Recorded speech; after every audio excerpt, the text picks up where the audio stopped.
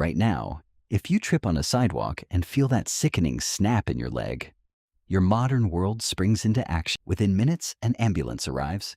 You're given high-grade painkillers, a cold room, and a team of surgeons. A broken femur is a painful inconvenience, but it's rarely a death sentence. But for 99.9% of human history, that same snap was the most terrifying sound you could ever hear. For over 300,000 years, there were no hospitals, no Tylenol, and no white-tiled recovery rooms. In the wild, a broken leg didn't just mean you couldn't walk. It meant you couldn't hunt, you couldn't run from predators, and you couldn't keep up with the tribe.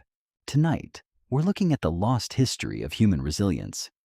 We're going to explore how your ancestors survived the unthinkable, what they used as medicine before pharmacies existed, and why a healed bone is actually the earliest evidence of human civilization. Because if you've ever felt like your body is fragile, the truth is that you are the descendant of survivors who endured the impossible. To understand the stakes, we have to look at what a break actually meant in the ancient world. In a world of predators like the 400-pound tigers that haunted our ancestors, speed was your only armor. If you couldn't move, you were a target. In the animal kingdom, a broken leg is almost always a death sentence. A deer with a snapped limb cannot reach water. A lion that cannot spring will eventually starve. For millions of years, nature had a simple rule. If you break, you die. But humans did something different. When we look at the fossil record, we find something miraculous: healed femurs. A femur is the thickest bone in your body. It takes about 6 weeks of total rest for it to knit back together.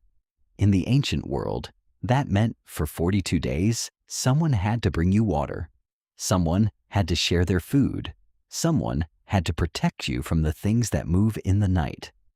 This is where the safety pile saved us. You survived because you weren't an individual. You were part of a unit that refused to leave you behind. So, how did they handle the agony?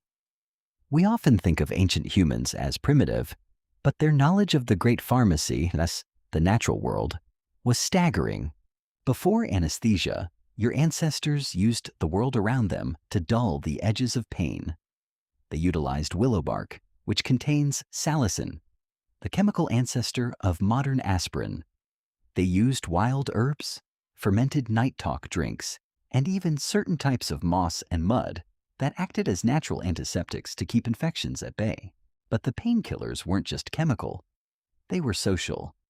In the safety pile, healing was a communal ritual. While you lay in the dark, unable to move, the tribe provided night talk, stories, chanting, and the rhythmic heat of the campfire that distracted the brain from the throbbing in the limb. They didn't just heal your bone, they held your mind together until the bone could catch up. Now, let's talk about the surgery. Without a cast, a broken bone heals crooked, leaving you a permanent liability to the tribe. Ancient humans figured out a solution long before the first medical textbook was written. They used splints. Using straight branches, leather thongs, and hardened clay or resin, they would set the bone, aligning it by hand while the patient was fully conscious. His was surgery at its most raw. It was a test of absolute endurance, performed by doctors who learned their trade by observing the way animals healed or by trial and error over thousands of generations.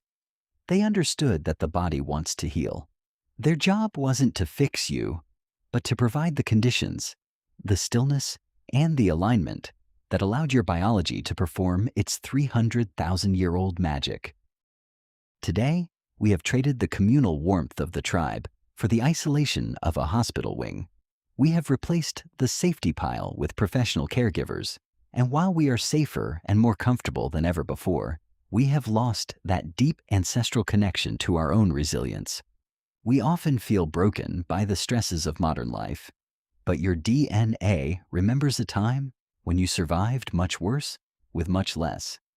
You are the product of a lineage that walked on set bones and healed through the darkest nights of the Ice Age.